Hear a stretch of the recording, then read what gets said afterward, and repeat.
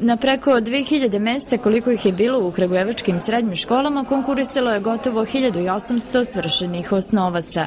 Nakon prvog upisnog kruga u Kragujevcu ima mesta za još 238 budućih srednjoškolaca. U prvoj i drugoj kragujevačkoj gimnaziji, ekonomskoj i medicinskoj školi neće biti drugog upisnog kruga jer su sva mesta već popunjena. U ove škole upisali su se najbolji učenici. Prosečan broj poena potreban za upis u prvu gimnaziju i ovoga puta je iznad 90.